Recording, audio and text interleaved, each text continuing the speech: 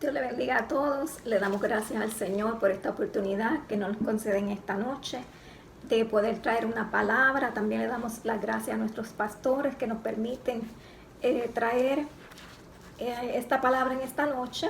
No es una predicación, más bien es como una charla. Y mi nombre es Mili y este es mi esposo Dani. Y vamos a comenzar con una oración en esta tarde. Amén. Amén.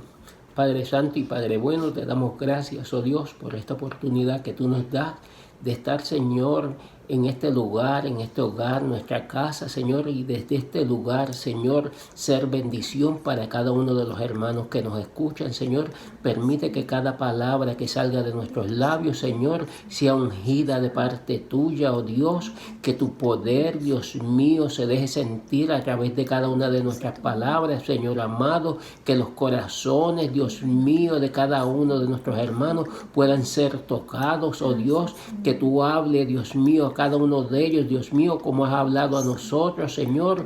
Te rogamos, Padre Santo, que tú te manifiestes, que tú te glorifiques, oh Dios amado, y que tú, Dios mío, imparta bendición, Dios mío, a través de nuestras palabras, Señor.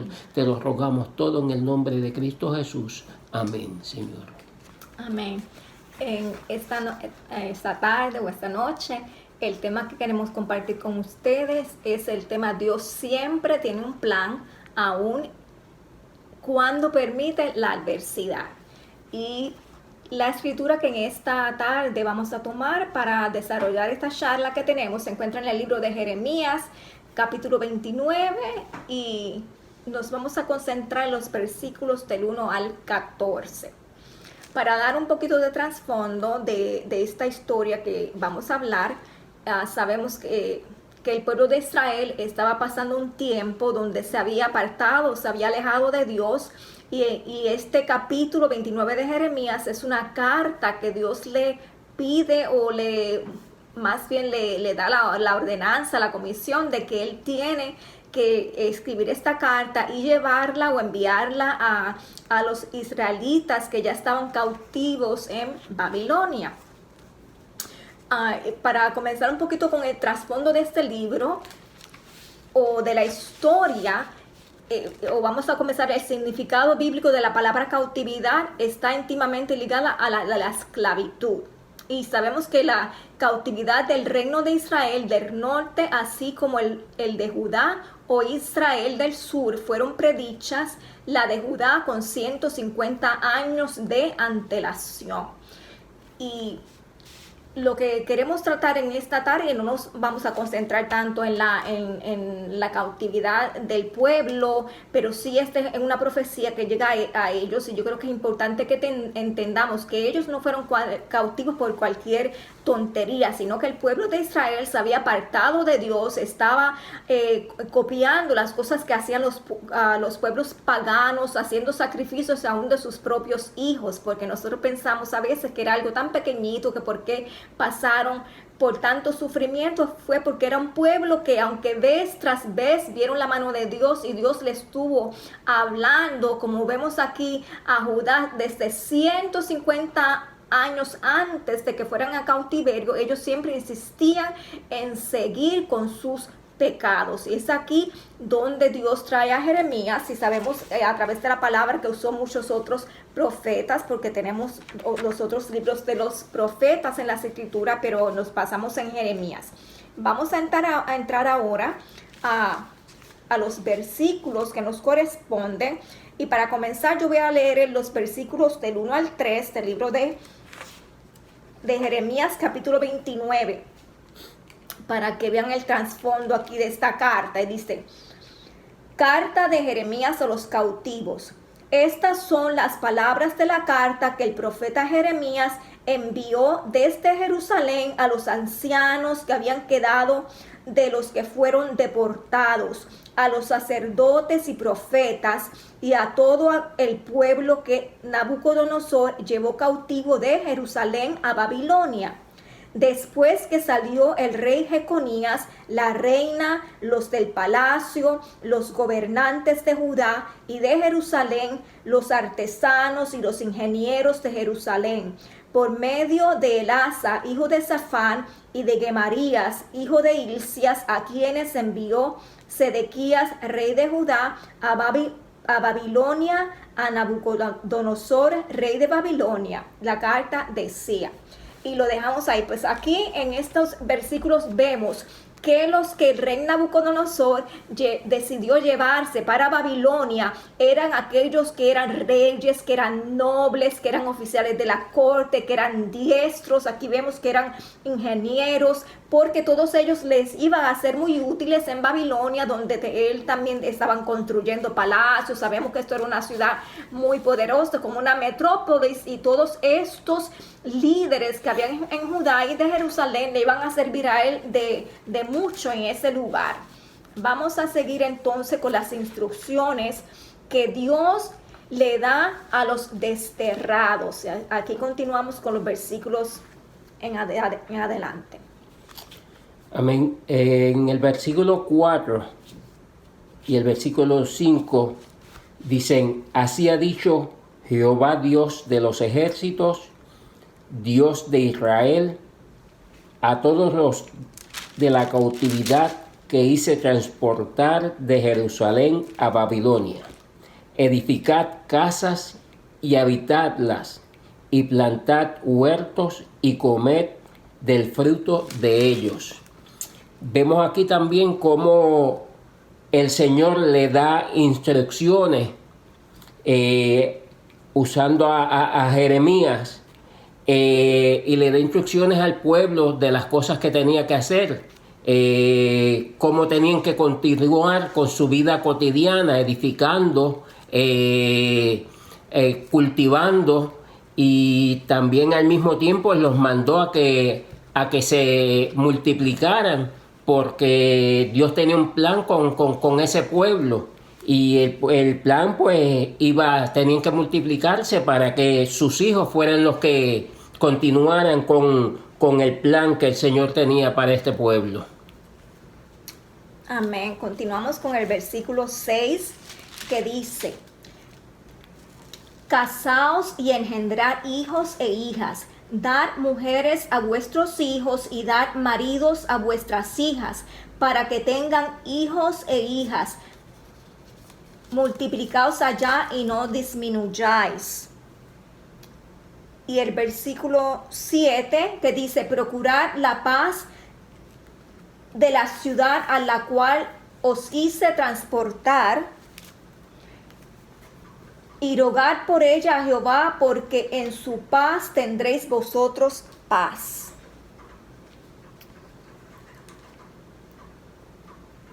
Amén. Es interesante ver en este capítulo que yo me imagino que el pueblo de Israel, los que fueron llevados cautivos, porque de nuevo no todos fueron llevados cautivos, muchos se quedaron en la ciudad, en Israel, en Jerusalén.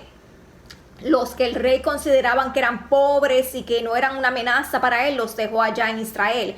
Fueron a los otros que fueron exiliados, como les dije, reyes, nobles, los diestros.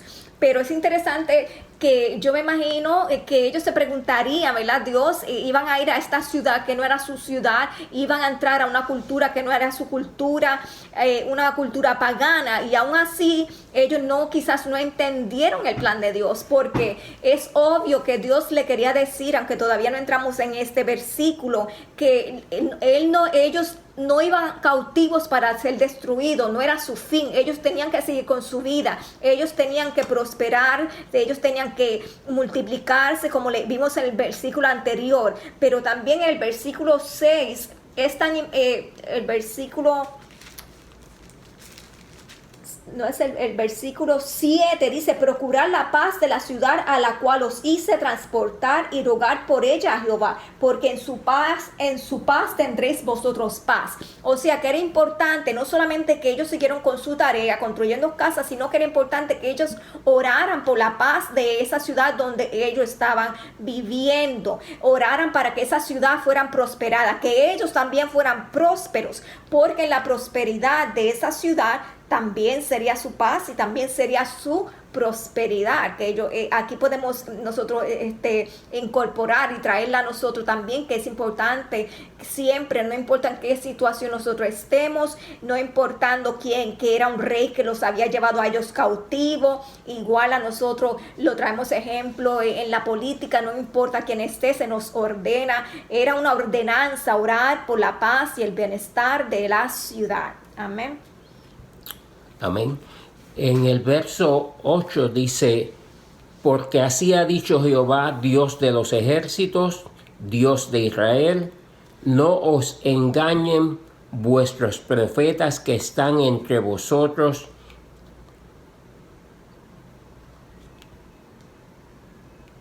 ni vuestros adivinos, ni atendáis a los sueños que soñáis, porque falsamente os profetizan ellos en mi nombre, no los envié, ha dicho Jehová.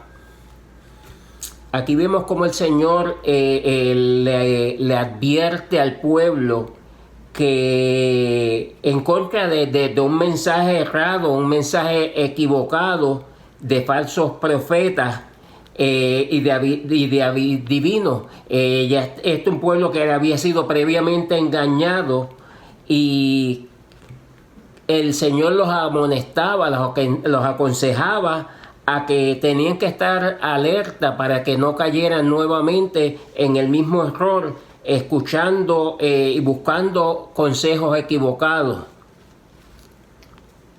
Amén. Seguimos con el versículo 10.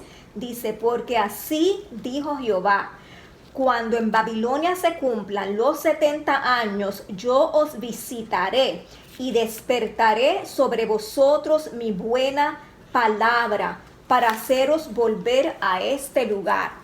Y este versículo es muy bonito, muy interesante, me llama la atención porque Dios le advierte, le da todas las advertencias, le dice que se multipliquen, le dice que tengan cuidado, que fue el versículo que Dani acaba de leer.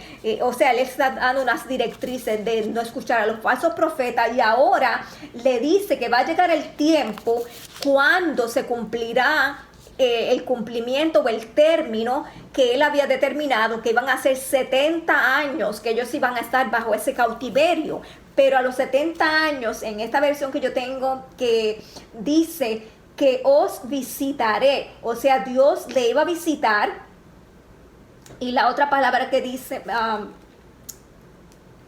se me perdió, perdón, aquí, dice, yo os visitaré y despertaré sobre vosotros mi buena palabra. O sea que después del cumplimiento Dios iba a despertar en ellos esa promesa que él había hecho de que los iba a retornar de nuevo a Jerusalén. Amén. Amén. En el verso 11 dice, porque yo sé los pensamientos que tengo acerca de vosotros, dice Jehová, pensamientos de paz y no de mal, para daros el fin que esperáis. Y el 12 dice, entonces me invocaréis y vendréis y oraréis a mí y yo os oiré.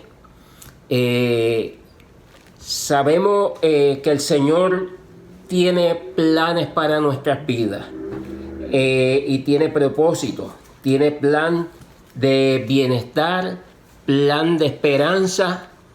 Él nunca cambia, tampoco cambia de opinión acerca de nosotros. Su plan en nuestras vidas es un plan que Él nunca lo ha descartado, siempre ha estado ahí. Dios siempre sabe exactamente cómo llevarnos a donde Él quiere llevarnos y quiere que estemos.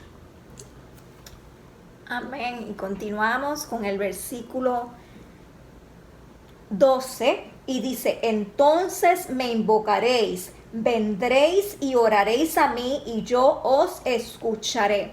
Qué lindo que el Señor le reafirma primero que Él tiene planes para ellos, que aunque ellos fueron desobedientes y Él había permitido que ellos fueran llevados cautivos porque ellos tenían que aprender algo en medio de esa cautividad. El plan de Dios no era destruirlo, el plan de Dios siempre es un plan de bienestar, de prosperar, aún en medio de la prueba y dificultad que Él permite a nuestras vidas con un propósito.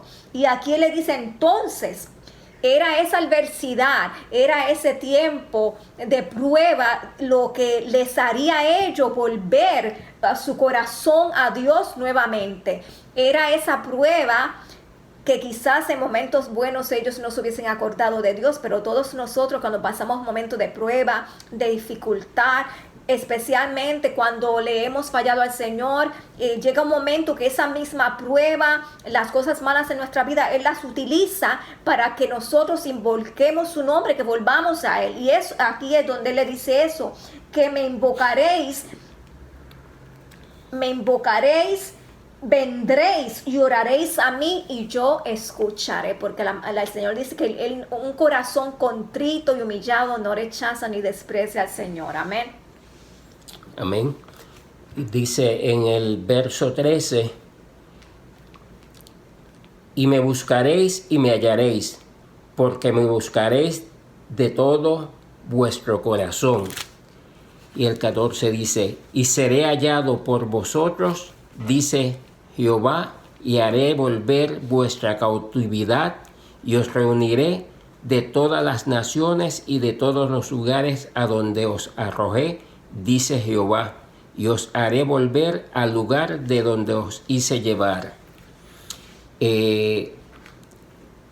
Aquí nos dice claramente que en aquel tiempo serían ellos los que tendrían que buscar del Señor, de Dios, y esta vez el Señor sería el que se dejaría encontrar de parte de ellos. ¿Por qué? Porque lo estarían buscando de todo corazón, y dice que el Señor volvería a ellos y los restauraría y los haría volverse de su cautividad, de su cautiverio. Amén. Y ahora queremos pasar a la parte cómo nosotros podemos aplicar esta palabra de Dios que es tan viva y tan real hoy para nosotros como fue para el pueblo de Israel. Y aunque nosotros quizás digamos no estamos cautivos físicamente como estaba el pueblo de Israel, pero ciertamente hay muchas situaciones en nuestra vida que a veces nos hace sentir que estamos cautivos, y tenemos que reflexionar y pensar qué hay en mi vida, en tu vida, que va en contra de los principios de Dios que me mantienen cautivo. Y yo creo que es un buen momento para definir qué es la cautividad espiritual. Amén. Si buscamos en el libro de Lucas, el capítulo 4, verso 18.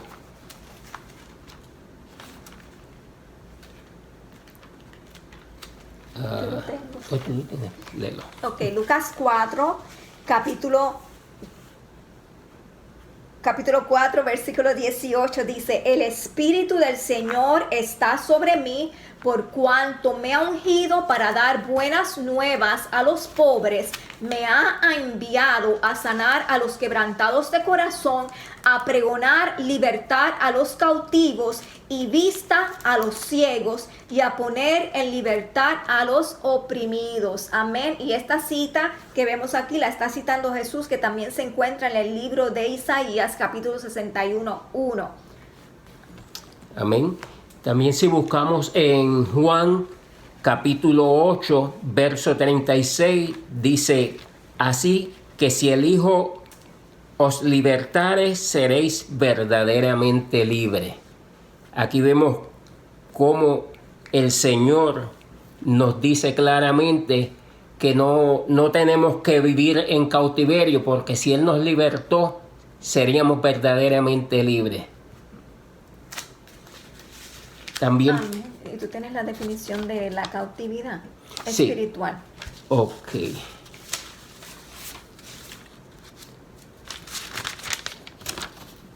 No, la noción de cautiverio alude a la falta de libertad. El concepto puede referirse a reclusión, encierro o secuestro de una persona. Si lo miramos desde el punto de vista espiritual, a veces podemos ser cautivos, porque el enemigo nos puede encerrar a nosotros y privarnos de la libertad que el Señor nos ha dado. Nosotros tenemos que entender que la libertad que el Señor nos ha dado, cuando nos libertó a nosotros, nos ha dado poder también para no permitir que el enemigo nuevamente nos ponga cadenas y nos encierre.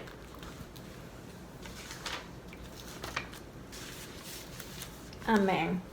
Y volviendo a la pregunta de qué hay en mi vida, qué cosas hay en nuestra vida que van en contra de los principios o los mandamientos de Dios que nos mantienen cautivos. Y podemos leer una referencia que tenemos aquí que dice: muchas veces nos podemos sentir culpables, descalificados y pensamos que no merecemos nada por nuestro pasado o por nuestros errores, tal vez por las dificultades en nuestra vida.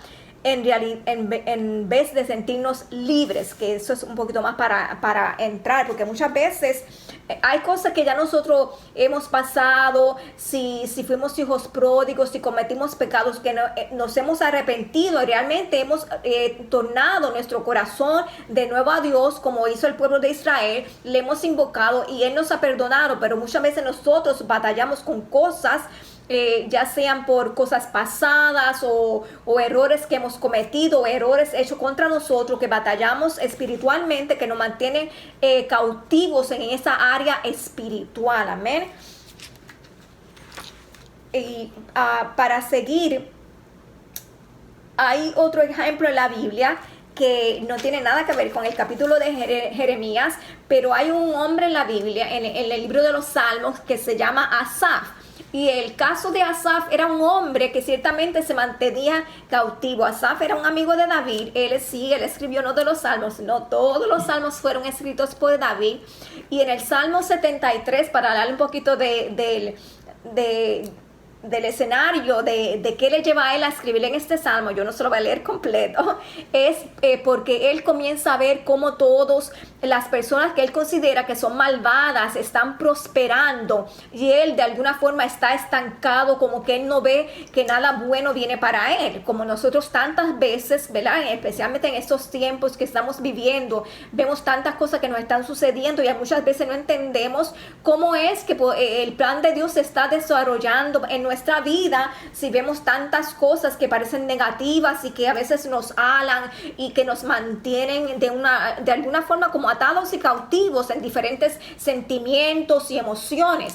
Y él, en este salmo, él se torna a Dios. Yo le voy a leer solamente algunos versículos que voy a escoger para que veamos otro ejemplo de cómo podemos estar cautivos en nuestros sentimientos por nuestra forma de pensar a causa de las cosas que vemos alrededor de nosotros, y que podamos entender que Dios sí tiene un plan aún en medio de la adversidad.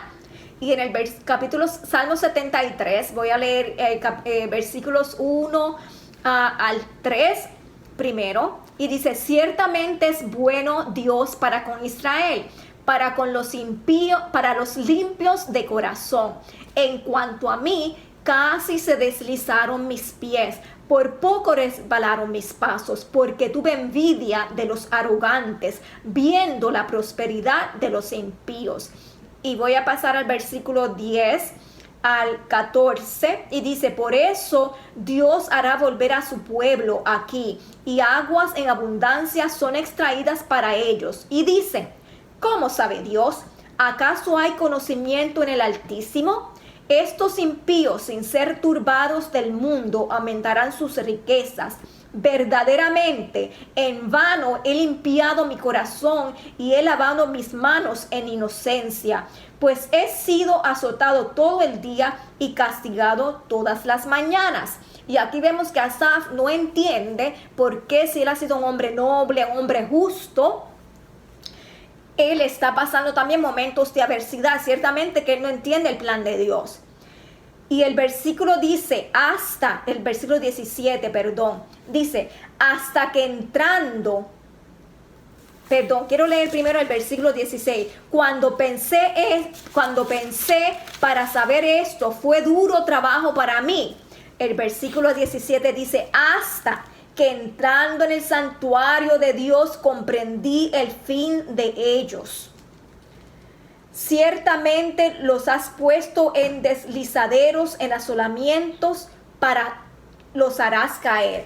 Entonces, ¿qué dice Asaf aquí? Dice que él no entendía hasta que entró en el santuario de Dios. O sea, ¿dónde tuvo que entrar él? Tuvo que entrar a la presencia de Dios. Igual que el pueblo de Israel, en el momento de la prueba de la dificultad, él tuvo que invocar a Dios. No fue hasta que él entró, puso de un lado sus emociones, sus sentimientos y entró a la presencia de Dios. Fue allí en la presencia de Dios que Dios le hizo comprender. Y el versículo 21, mire lo que dice. Se llenó de amargura mi alma y en mi corazón sentía punzadas.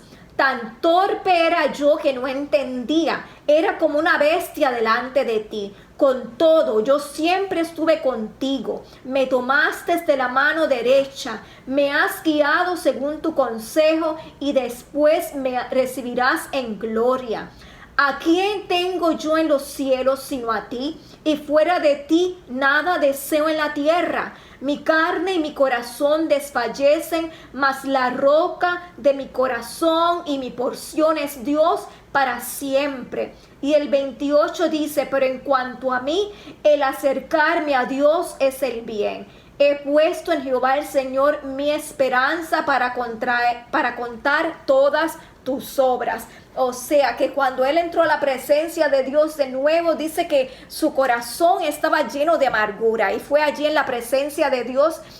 Dice que era tan grande que él sentía que le estaba dando como un ataque del corazón, porque él dice, y en mi corazón sentía punzadas. Y era tan fuerte que lo que él sentía, los sentimientos que él tenía eran tan fuertes y tan malos que él dice que él se consideraba como si fuera una bestia, solamente de él ver toda la adversidad que estaba alrededor de él. ¿Y cuántos de nosotros nos podemos relacionar con estas situaciones? Quizás en este momento de tu vida, en medio de esta crisis, de esta pandemia, o en cosas que has pasado, o en otras situaciones adversas te has sentido así. Sin embargo, en la presencia de Dios él pudo entender todo esto. Fue allí donde Dios le pudo liberar, porque el Señor Jesús, el Señor de Jesucristo, vino a liberar a los cautivos. Y nosotros podemos estar en el templo de Dios, en el santuario, como estaba Asaf. Podemos estar como los israelitas que estaban todo el tiempo delante de la presencia de Dios, pero aún estar cautivos. Y yo creo que este es el mensaje que queremos traer en esta tarde, que Dios tiene planes para nosotros, planes para romper las ataduras que nos atan y darnos la libertad que necesitamos y que solamente podemos conseguir delante de su presencia. Amén. Amén. A veces, aunque en ocasiones somos sorprendidos completamente por cosas que nos suceden de maneras que no esperamos, tenemos que entender que Dios no se sorprende. Dios no está sentado en el trono mirando hacia abajo nuestras vidas o diciendo que Él no sabía que esto iba a pasar. Él nunca ha dicho eso. Él simplemente sabe lo que va a pasar después. Él sabe todo lo que está delante de nosotros y tenemos que tener la confianza en Él todo el momento, que no importa la situación que estemos pasando, no importa en el lugar donde estemos, no importa lo que nos esté rodeando en estos momentos tan difíciles que estamos viviendo, en muchas cosas que nos han sorprendido a todos y nos continuarán sorprendiendo. Tenemos que saber que Dios tiene el control, que Él es el que conoce nuestros planes, que nuestras vidas están dentro de su plan y tenemos que confiar en Él, que Él va a hacer lo mejor para nuestras vidas porque Él es bueno. Amén.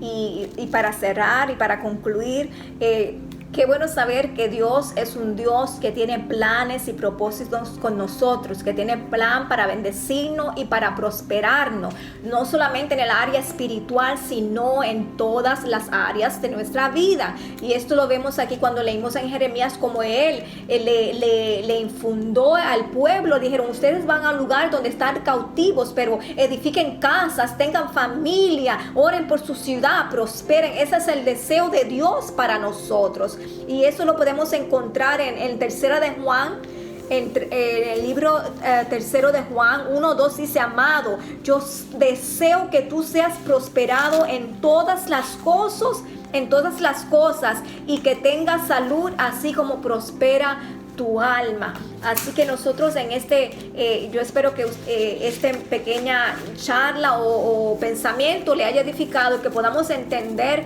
que Dios siempre tiene un plan para nosotros, aún cuando permite la adversidad, aún en medio de la adversidad. Amén. Dios le bendiga.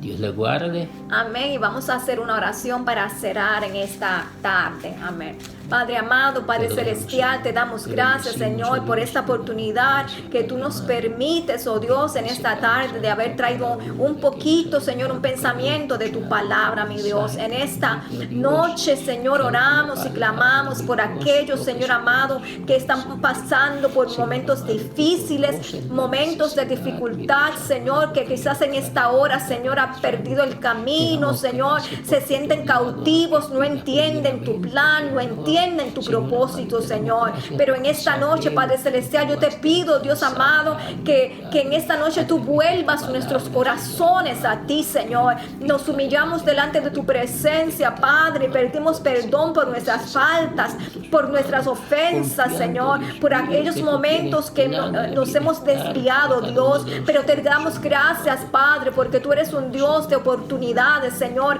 que nos llamas y nos invitas a volver nuestros corazones a ti, Señor, y que prometes, Padre celestial, que cuando te busquemos con todo nuestro corazón te vamos a hallar, te vamos a encontrar, Padre. Y en esta hora te pedimos, Señor, que tú, Señor, permitas que cada uno en esta hora, Señor, aunque no entiendan tu plan, aunque no estén entendiendo tu propósito todavía, Señor amado, que puedan confiar que tú eres un Dios fiel, que eres un Dios justo, que eres un Dios verdadero, y en su debido tiempo tu promesa, Señor, tu plan, tu propósito, Señor, que ya has destinado para nosotros desde antes que naciéramos, Señor, porque todos nuestros días ya estaban en tu libro, Padre, se cumplirá, Señor. Gracias que tú eres fiel y verdadero. Enviamos palabras de esperanza, de salud, de prosperidad sobre cada uno de nuestros amigos y de nuestros hermanos en esta tarde, Señor. Bendícelos en una forma especial a ellos y a sus familias, oh Dios, y te lo pedimos en el precioso nombre de Jesús, nombre que es sobre todo nombre. Gracias, Padre.